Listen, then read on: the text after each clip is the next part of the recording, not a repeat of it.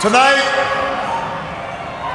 more than 200 years after a former colony won the right to determine its own destiny, the task of perfecting our union moves forward.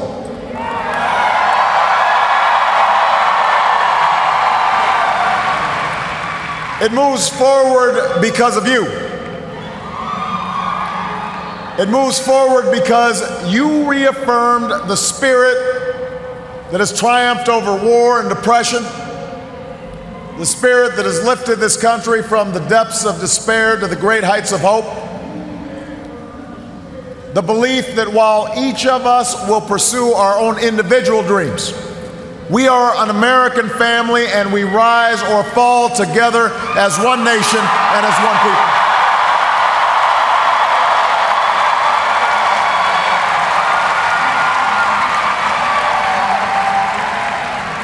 Tonight, in this election, you, the American people, reminded us that while our road has been hard, while our journey has been long, we have picked ourselves up.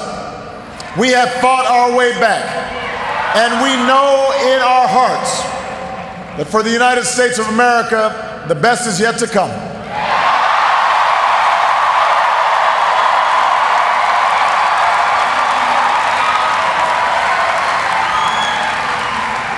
I want to thank every American who participated in this election.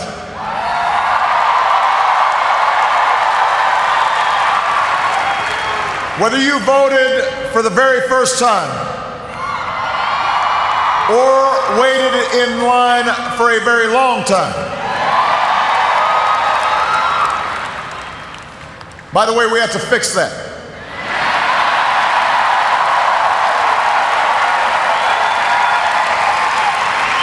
Whether you pounded the pavement or picked up the phone.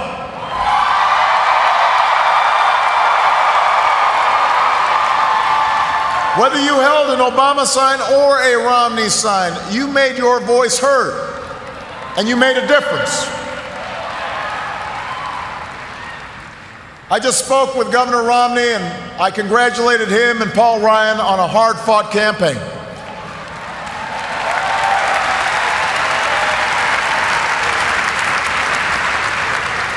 We may have battled fiercely, but it's only because we love this country deeply, and we care so strongly about its future.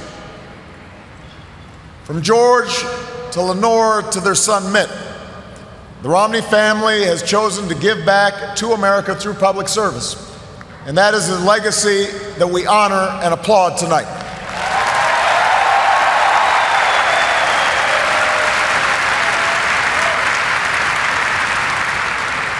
In the weeks ahead, I also look forward to sitting down with Governor Romney to talk about where we can work together to move this country forward.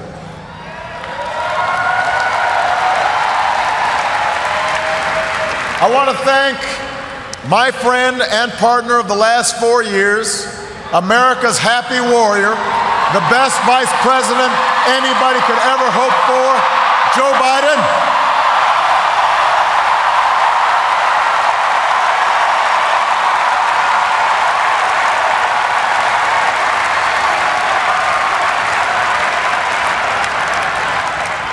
And I wouldn't be the man I am today without the woman who agreed to marry me 20 years ago.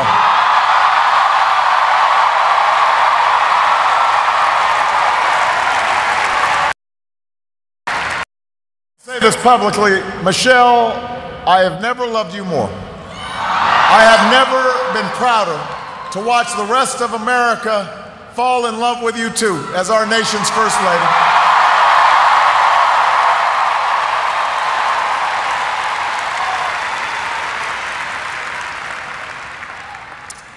Sasha and Malia, before our very eyes, you're growing up to become two strong, smart, beautiful young women, just like your mom.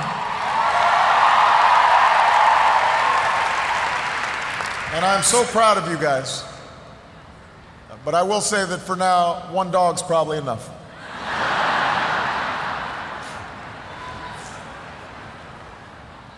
To the best campaign team and volunteers in the history of politics.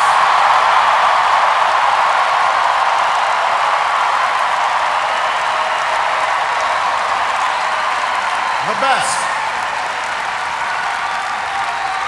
The best ever.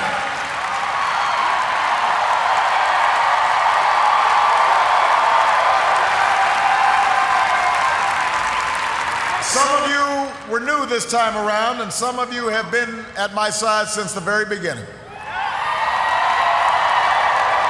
But all of you are family. No matter what you do or where you go from here, you will carry the memory of the history we made together. And you will have the lifelong appreciation of a grateful president. Thank you for believing all the way to every hill, to every valley. You lifted me up the whole way, and I will always be grateful for everything that you've done and all the incredible work that you've put in.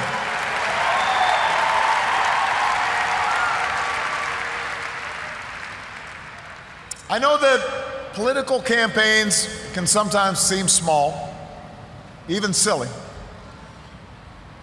And that provides plenty of fodder for the cynics who tell us that politics nothing more than a contest of egos or the domain of special interests. But if you ever get the chance to talk to folks who turned out at our rallies and crowded along a rope line in a high school gym, or saw folks working late at a campaign office in some tiny county far away from home, you'll discover something else. You'll hear the determination in the voice of a young field organizer who's working his way through college and wants to make sure every child has that same opportunity.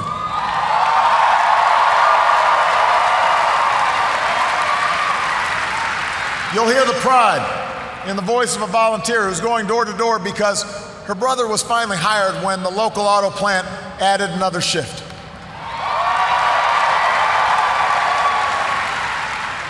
You'll hear the deep patriotism in the voice of a military spouse who's working the phones late at night to make sure that no one who fights for this country ever has to fight for a job or a roof over their head when they come home.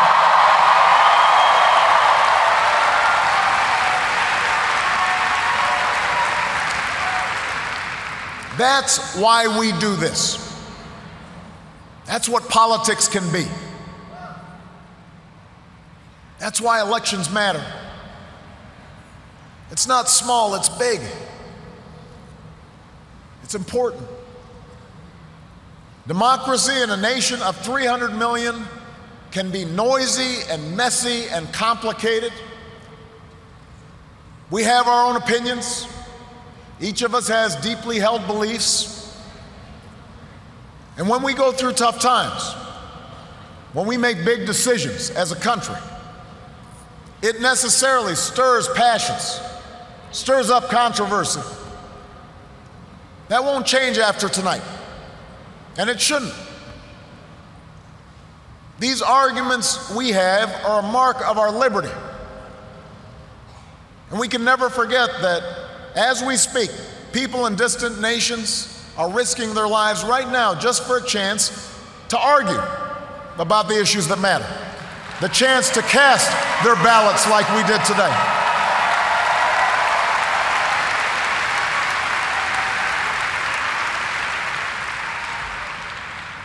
But despite all our differences, most of us share certain hopes for America's future. We want our kids to grow up in a country where they have access to the best schools and the best teachers.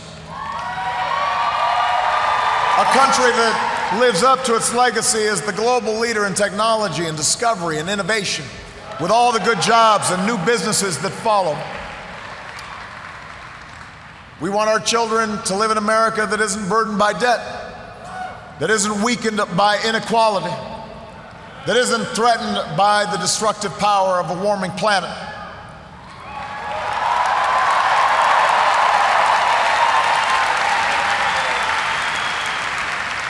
We want to pass on a country that's safe and respected and admired around the world. A nation that is defended by the strongest military on earth and the best troops this world has ever known.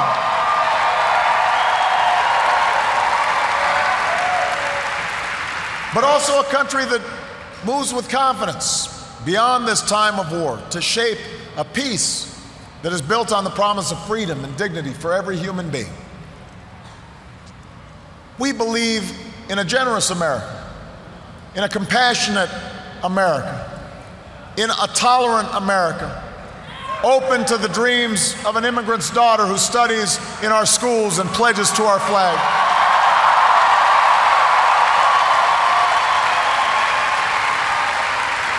To the young boy on the south side of Chicago who sees a life beyond the nearest street corner.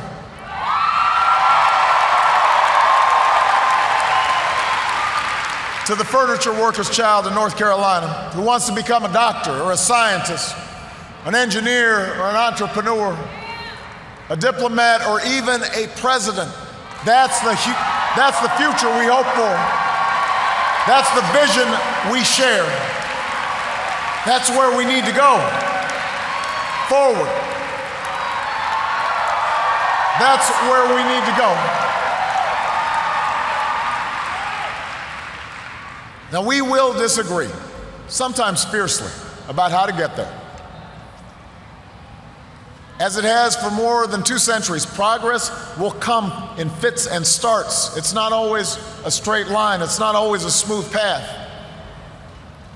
By itself, the recognition that we have common hopes and dreams won't end all the gridlock or solve all our problems or substitute for the painstaking work of building consensus and making the difficult compromises needed to move this country forward. But that common bond is where we must begin. Our economy is recovering. A decade of war is ending. A long campaign is now over.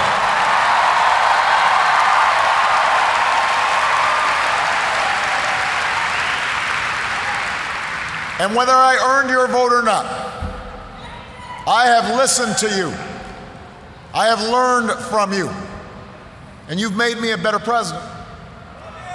And with your stories and your struggles, I return to the White House more determined and more inspired than ever about the work there is to do and the future that lies ahead.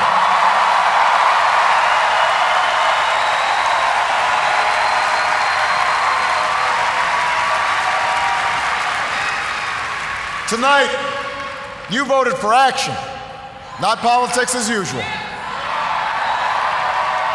You elected us to focus on your jobs, not ours.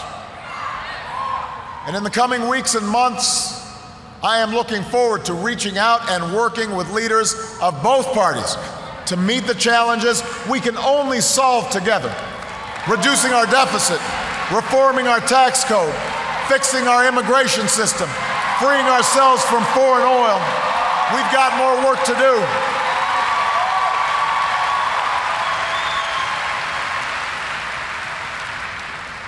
But that doesn't mean your work is done. The role of citizen in our democracy does not end with your vote. America's never been about what can be done for us. It's about what can be done by us together through the hard and frustrating but necessary work of self-government. That's the principle we were founded on. This country has more wealth than any nation, but that's not what makes us rich. We have the most powerful military in history, but that's not what makes us strong. Our university, our culture, are all the envy of the world, but that's not what keeps the world coming to our shores. What makes America exceptional are the bonds that hold together the most diverse nation on earth. The belief that our destiny is shared, that this country only works when we accept certain obligations to one another and to future generations, so that the freedom which so many Americans have fought for and died for comes with responsibilities as well as rights, and among those are love and charity and duty and patriotism. That's what makes America great.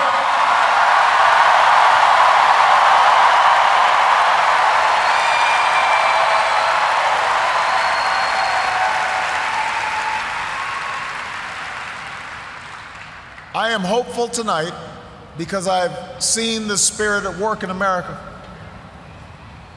I've seen it in the family business whose owners would rather cut their own pay than lay off their neighbors, and in the workers who would rather cut back their hours than see a friend lose a job. I've seen it in the soldiers who re-enlist after losing a limb, and in those SEALs who charged up the stairs into darkness and danger because they knew there was a buddy behind them watching their back.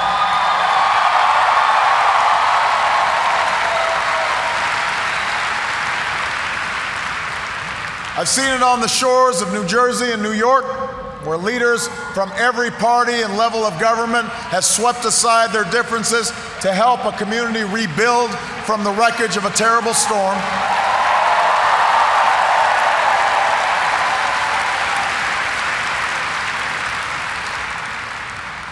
And I saw it just the other day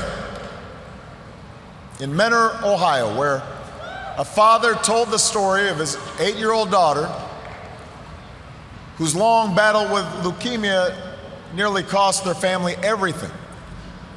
Had it not been for healthcare reform passing just a few months before the insurance company was about to stop paying for her care.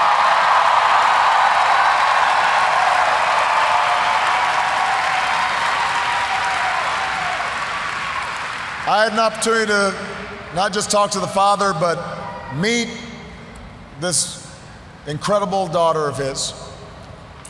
And when he spoke to the crowd, listening to that father's story, every parent in that room had tears in their eyes, because we knew that little girl could be our own.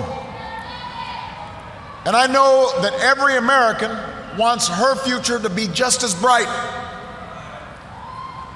That's who we are. That's the country I'm so proud to lead as your president.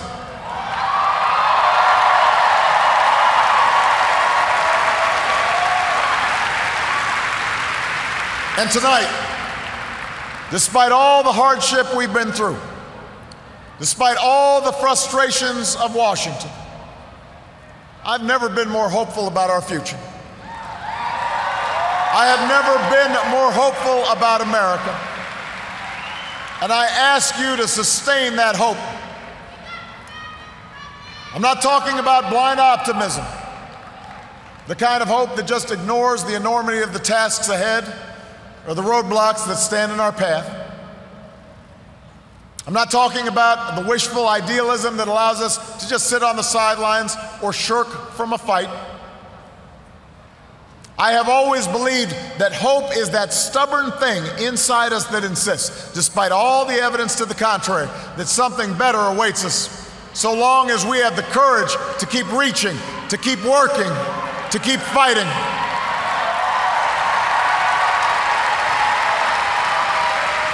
America, I believe we can build on the progress we've made and continue to fight for new jobs and new opportunity and new security for the middle class. I believe we can keep the promise of our founding, the idea that if you're willing to work hard, it doesn't matter who you are or where you come from or what you look like or where you love. It doesn't matter whether you're black or white or Hispanic or Asian or Native American or young or old or rich or poor, able, disabled, gay or straight. You can make it here in America if you're willing to try.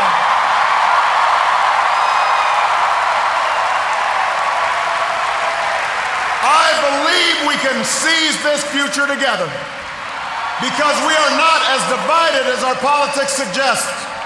We're not as cynical as the pundits believe. We are greater than the sum of our individual ambitions. and we remain more than a collection of red states and blue states. We are and forever will be the United States of America. And together, with your help and God's grace, we will continue our journey forward and remind the world just why it is that we live in the greatest nation on earth. Thank you, America. God bless you. God bless these United States.